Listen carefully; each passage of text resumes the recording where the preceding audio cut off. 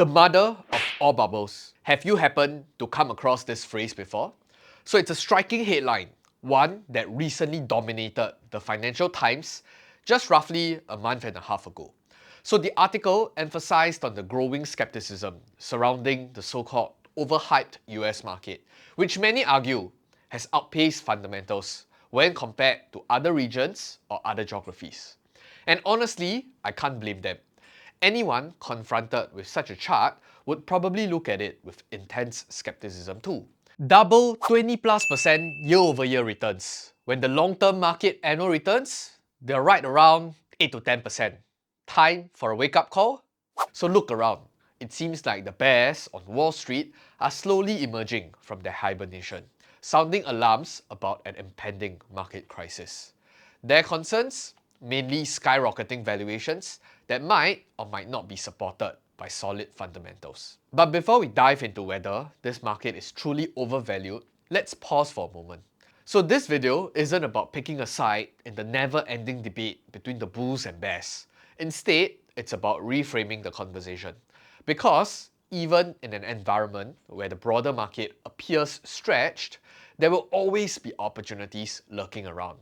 And in this video, we'll be including 3 names that we think might potentially be undervalued to kickstart your 2025. Please do not buy these stocks solely because you heard it from us. Do your own research, your homework, and make sure you know what you're getting yourself into. And the only thing you should follow blindly is when we tell you to tap on that like button. It will bring you great blessings in 2025. I promise.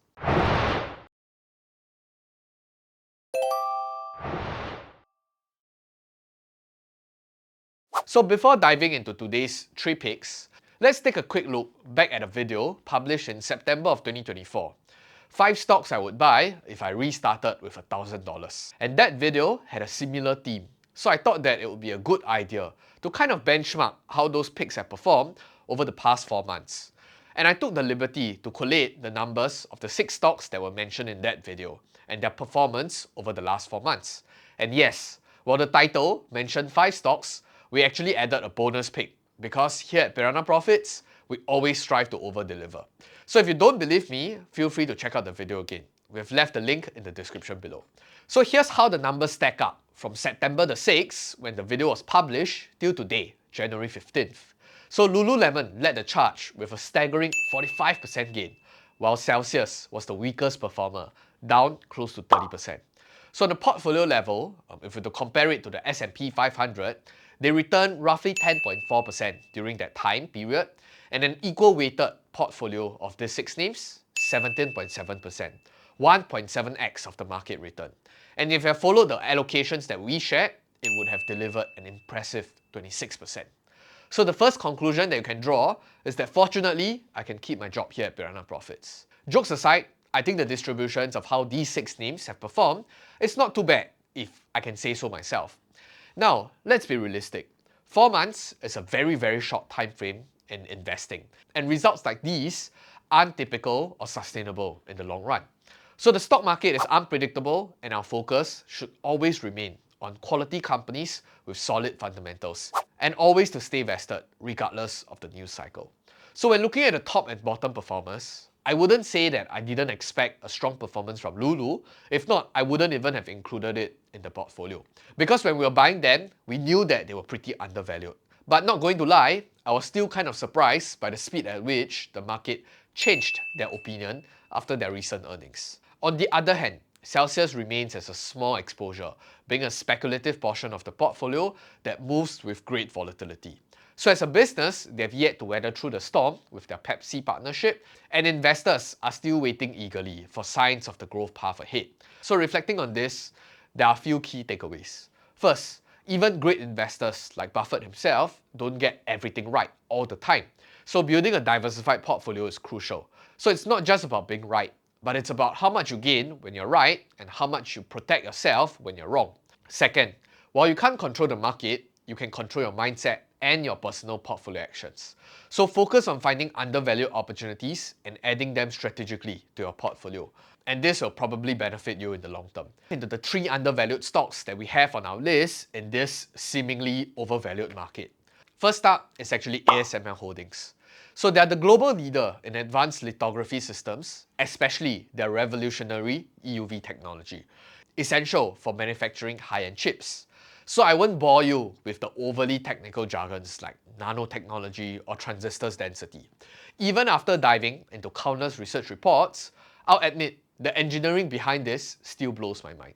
But to give you a sense of the scale and appreciation of what they're doing, here's a fascinating description of the EUV process, and I quote, "So it involves creating thin droplets, 1/3 the width of a human hair, vaporizing them into plasma 40 times hotter than the sun's surface to shrink chip patterns and power the next generation of technology."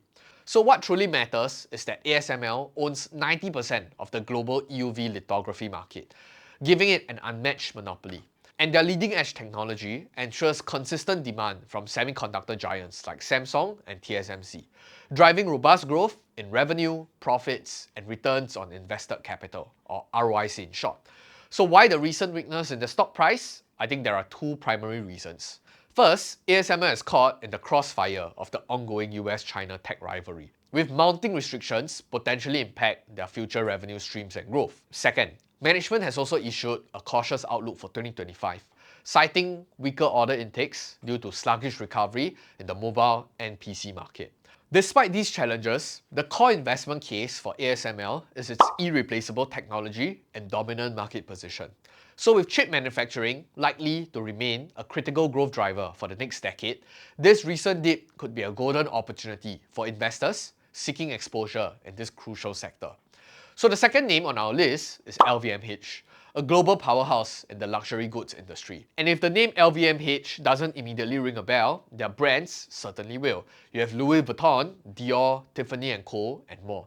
So with a portfolio spanning fashion, cosmetics, jewelry, and spirits, LVMH sets the standard for prestige and loyalty in the luxury sector.